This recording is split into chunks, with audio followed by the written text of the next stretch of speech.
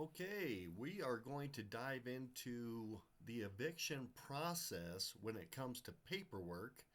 And I got these guidelines, checklists, instructions, and the process from Shedder, who is currently our attorney for all evictions.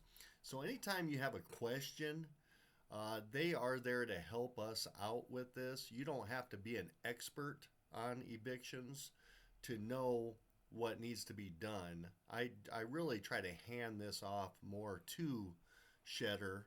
The bookkeeper will get involved with this as well because they're going to need a copy of the lease with that particular tenant, along with a copy of the ledger showing all of their costs, since they were there, even the deposit.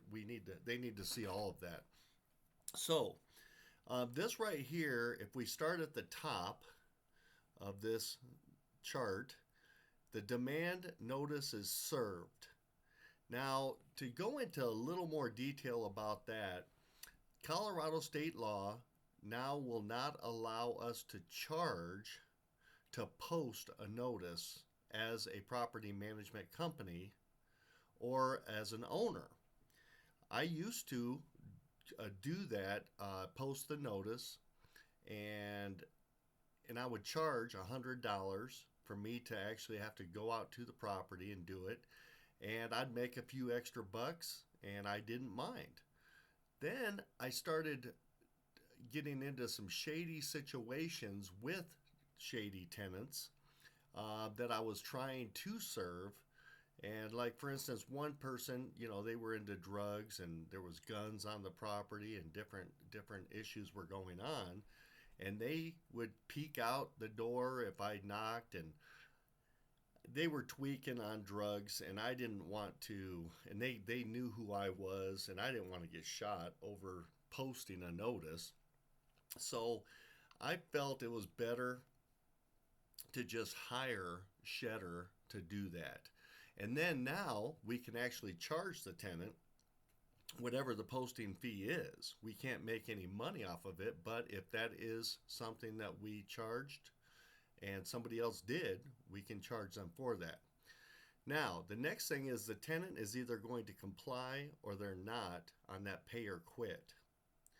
A lot of times, 9 out of 10 times, they're going to go ahead and pay, and then we're going to move on, and everything's going to go fine.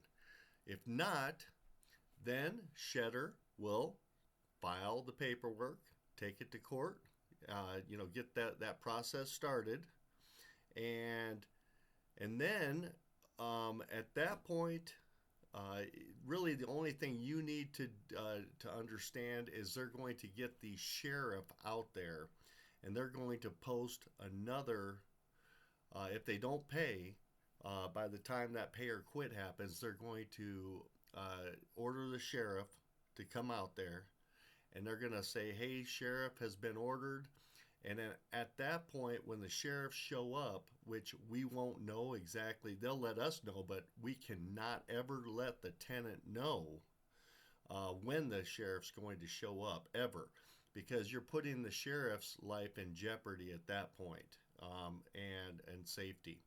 So we will know, and then we just have to do a surprise visit. When that happens, we have to have labor ready, willing and able to get all of the contents out of the home and place it on the driveway or the yard.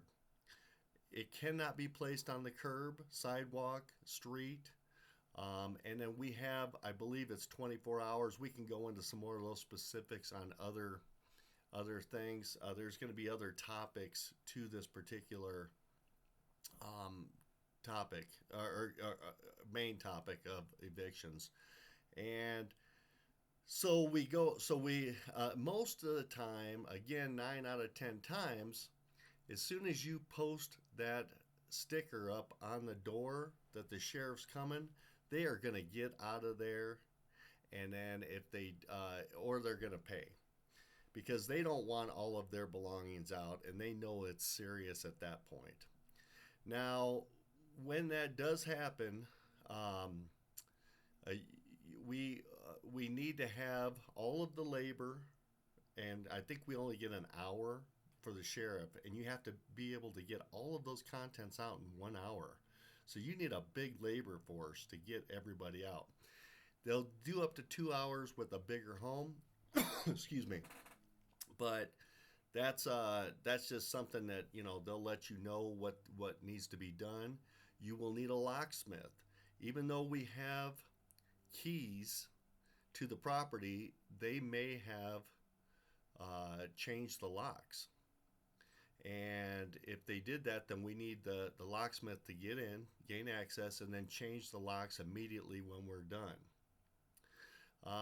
So at that point, now if if the tenant has vacated, and before all of this, you want to also communicate with the tenant to let them know that they had say, hey, you need to let me know if you vacated the property, and that's called a notice to vacate. And then they need to turn the keys over to you. If they don't do that, then we can't enter the property.